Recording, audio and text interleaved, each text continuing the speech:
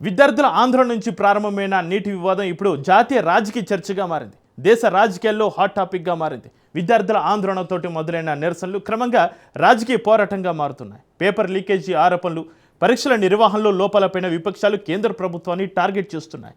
మరోవైపు తెలంగాణలోనూ నీటి వివాదంపైన రాజకీయ వేడి పెరిగింది.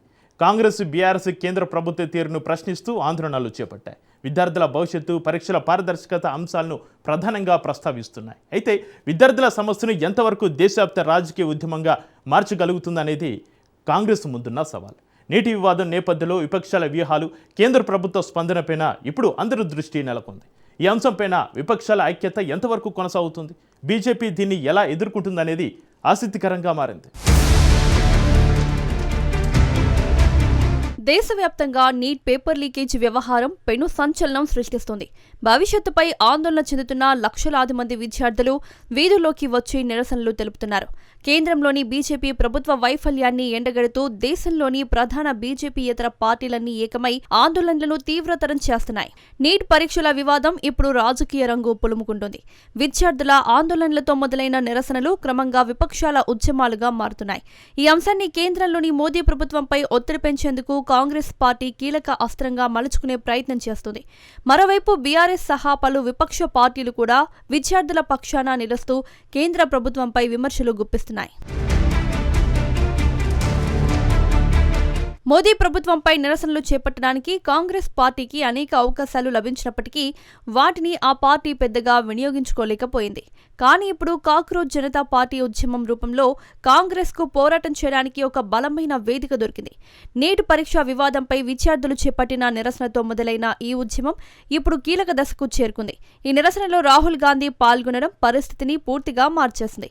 ఉద్యమం తీవ్ర రూపం దాల్చింది. ప్రతిపక్ష నాయకుడు రాహుల్ గాంధీ ఈ నిరసనకు పూర్తి మద్దతు ప్రకటించడమే కాకుండా స్వయంగా అందులో పాల్గొనడంతో కాంగ్రెస్ పార్టీ కూడా తన గళాన్ని వినిపించడం ప్రారంభించింది. విద్యార్థుల తరపున పోరాడుతూ కాంగ్రెస్ పార్టీ దేశ ప్రజలను ఆకట్టుకోవడానికి ప్రయత్నిస్తోంది. పనిలో పనిగా రాహుల్ గాంధీ నాయకత్వాన్ని బలోపేతం చేయడం కూడా ఇందులో భాగమని తెలుస్తోంది. నీట్ పేపర్ లీకేజ్, పరీక్షల అవకతవకలపై తెలంగాణలో రాజకీయ పార్టీలు, విద్యార్థి సంఘాలు తీవ్ర నిరసనలు చేపట్టాయి. కేంద్ర విద్యాశాఖ మంత్రి ధర్మేంద్ర ప్రధాన్ రాజీనామా చేయాలని డిమాండ్ చేస్తూ ప్రధానంగా బీఆర్ఎస్, కాంగ్రెస్, వామపక్షాలు ఆందోళన నిర్వహించాయి. నీట్ పరీక్ష వివాదంపై బీఆర్ఎస్ పార్టీ కేంద్రంలోని బీజేపీ ప్రభుత్వాన్ని తీవ్రంగా విమర్శిస్తూ విద్యార్థుల వైపు నిలిచింది. పేపర్ లీకేజీలపై ఈడీ విచారణ జరపాలని డిమాండ్ చేయడంతో పాటు విద్యార్థులకు అండగా పోరాటాలు నిర్వహిస్తోంది. హైదరాబాద్లోని ఇందిరా పార్క్ ధర్నా చౌక్ వద్ద బీఆర్ఎస్ విద్యార్థి విభాగం ఆధ్వర్యంలో భారీ ధర్నా నిర్వహించారు. ఈ నిరసనలో నల్ల చొక్కా ధరించి పాల్గొన్న బీఆర్ఎస్ వర్కింగ్ ప్రెసిడెంట్ కేటీఆర్ కేంద్రం తీరుపై విరుచుకుపడ్డారు. నీట్ పేపర్ లీక్ వెనుక కోట్లాది రూపాయల చేతులు మారాయని, కేంద్ర ప్రభుత్వం, నేషనల్ టెస్టింగ్ ఏజెన్సీ నిర్లక్ష్యం వల్ల లక్షలాది మంది విద్యార్థుల భవిష్యత్తు అంధకారంలోకి వెళ్లిందని ఆరోపించారు. విద్యార్థులకు న్యాయం జరిగే వరకు కేంద్ర, రాష్ట్ర ప్రభుత్వాలపై ఒత్తిడి తెస్తామని, ఈ పోరాటంలో అందరూ ఏకం కావాలని బీఆర్ఎస్ నేతలు పిలుపునిచ్చారు. ఢిల్లీలో జరుగుతున్న పరిణామాలు రాహుల్ గాంధీ అదుపులోకి తీసుకోవడాన్ని నిరసిస్తూ రాష్ట్ర వ్యాప్తంగా కాంగ్రెస్ శ్రేణులు ఆందోళనలు చేపట్టాయి. హైదరాబాద్తో పాటు పలు ప్రాంతాల్లో కాంగ్రెస్, బీజేపీ కార్యకర్తల మధ్య ఘర్షణలు చోటు చేసుకున్నాయి.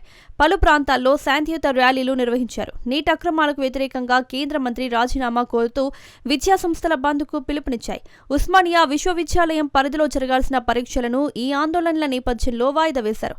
లోక్ భవన్ ముట్టడి తదితర కార్యక్రమాలతో రాష్ట్రంలో ఉద్రిక్త పరిస్థితులు తలెత్తాయి. మరోవైపు ప్రధానమంత్రి నరేంద్ర మోదీ నివాసం వద్ద కాంగ్రెస్ అగ్రనేత రాహుల్ గాంధీ చేపట్టిన ధర్నాకు ప్రతీకారంగా దేశవ్యాప్తంగా కాంగ్రెస్ ఆఫీసులను బీజేపీ శ్రేణులు ముట్టడించాయి. ఇందులో భాగంగా హైదరాబాద్లోని గాంధీ భవన్ వద్ద కూడా రెండు పార్టీల కార్యకర్తలు తీవ్ర స్థాయిలో ఘర్షణకు దిగారు. దేశంలో బీజేపీయేతర ప్రాంతీయ పార్టీలు కూడా కాంగ్రెస్ పార్టీతో చేతులు కలిపాయనుకోవచ్చు. దక్షిణాది రాష్ట్రాల్లో ఒక్క ఆంధ్రాలో తప్ప తెలంగాణ, కర్ణాటక, కేరళలో కాంగ్రెస్ పార్టీయే అధికారంలో ఉంది. కనుక ఈ రాష్ట్రాల్లో ఈ ఉద్యమాన్ని వ్యాపింపచేయడం పెద్ద కష్టం కాదు. కనుక అటు ఉత్తరాదిలో, ఇటు దక్షిణాది రాష్ట్రాల్లో ఏకకాలంలో ఈ ఉద్యమాన్ని ఉధృతం చేయగలిగితే రాజకీయంగా లబ్ధి పొందవచ్చని కాంగ్రెస్ ఆలోచనగా కనిపిస్తుంది. ఇప్పుడిది విద్యార్థులు, యువత చేతిలో నుంచి కాంగ్రెస్ దాని మిత్రపక్షాల చేతిలోకి వెళ్లిపోయింది. ఢిల్లీలో చిన్నగా మొదలైన ఈ ఆందోళనలను ఉద్యమంగా మార్చి దేశవ్యాప్తంగా వ్యాపింపచేయడం ద్వారా మోదీ ప్రభుత్వాన్ని రాజకీయంగా దెబ్బతీయడమే కాంగ్రెస్ లక్ష్యం. కాంగ్రెస్ పార్టీ ఈ సమస్యను క్షేత్రస్థాయిలో ఎలా ముందుకు తీసుకెళ్తుంది, ఎన్డీఏ ప్రభుత్వాన్ని గద్దెదించడానికి ఎలాంటి వ్యూహాలు రచిస్తోంది అనే దానిపై అంతా ఆధారపడి ఆధారపడి ఉంటుంది.